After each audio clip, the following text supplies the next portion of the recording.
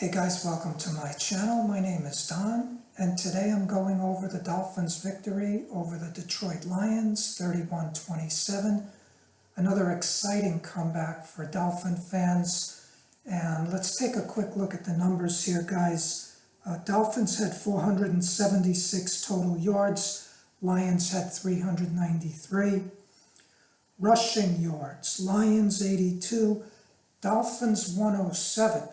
Once again, we have outrushed our opponents. Guys, I am very impressed with what Mike McDaniel is doing very quickly with the running game.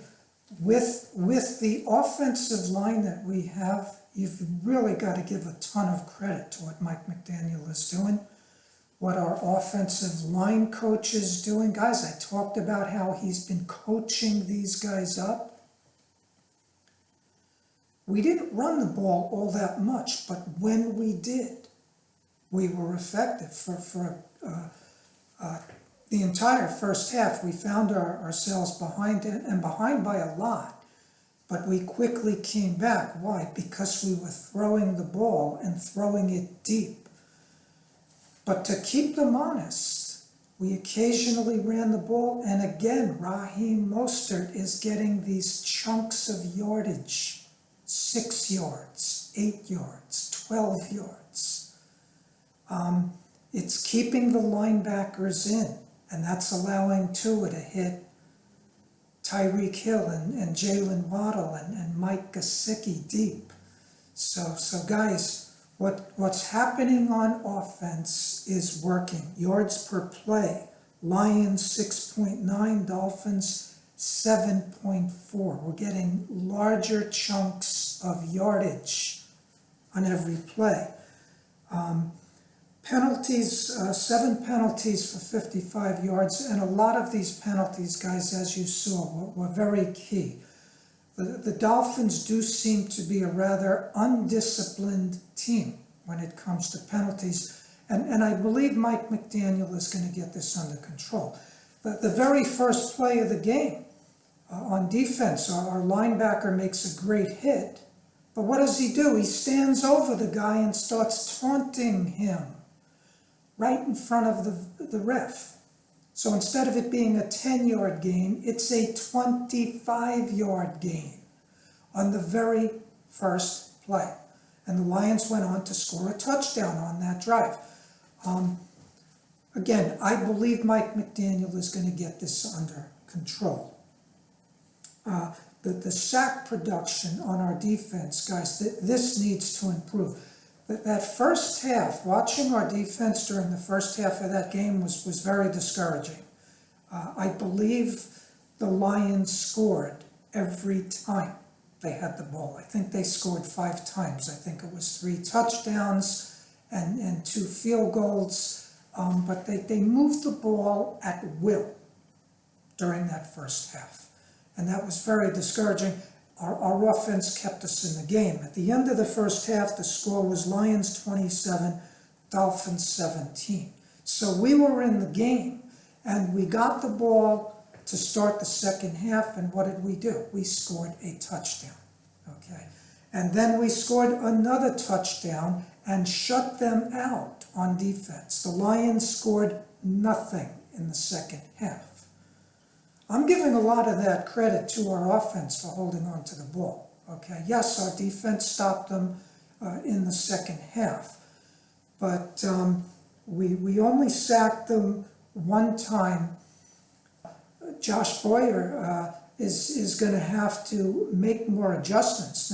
Now he made them in the second half, clearly, but why wasn't that made sooner? Josh Boyer is a disciple of Bill Belichick. He worked under him for many years, okay?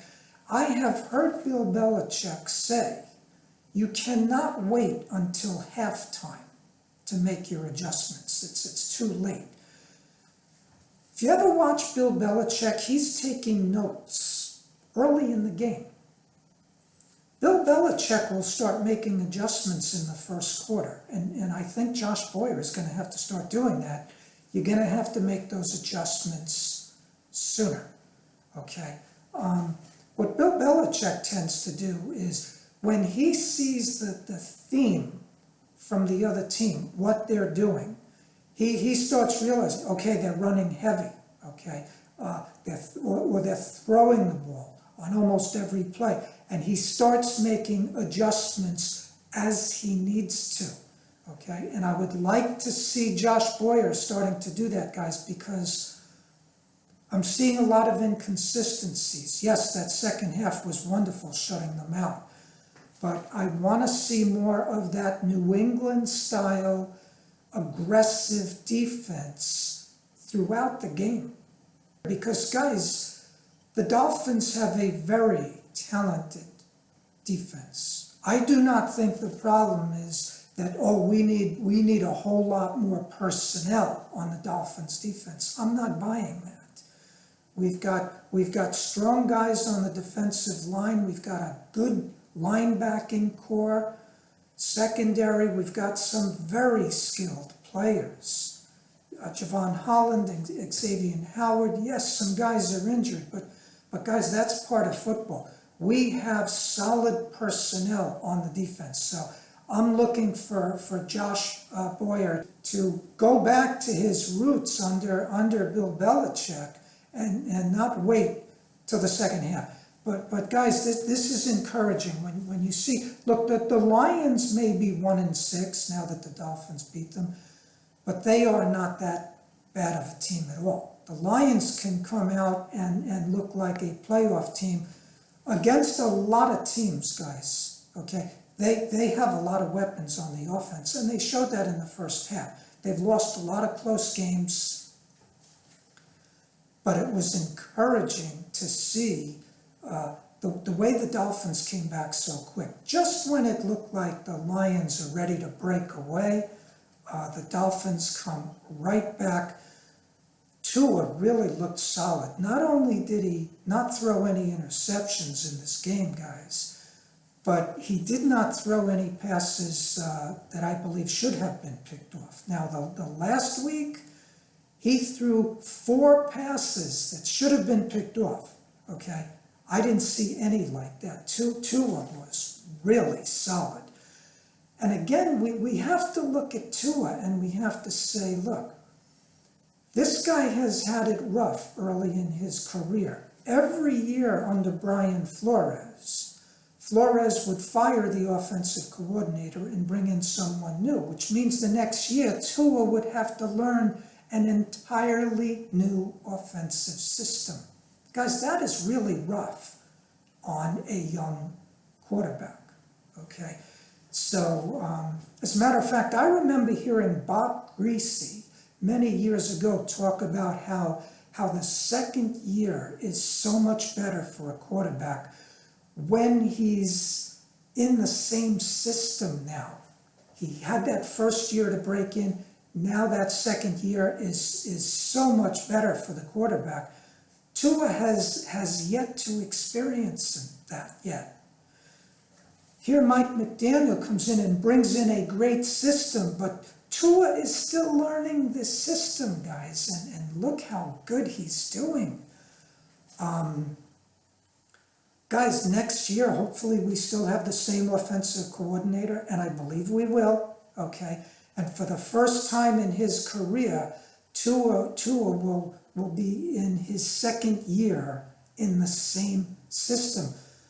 Guys, we have not seen Tua at his best. Tua is still developing, and we are seeing signs of greatness here. We're seeing glimpses of it, guys. So the Dolphins have a lot going for them, okay?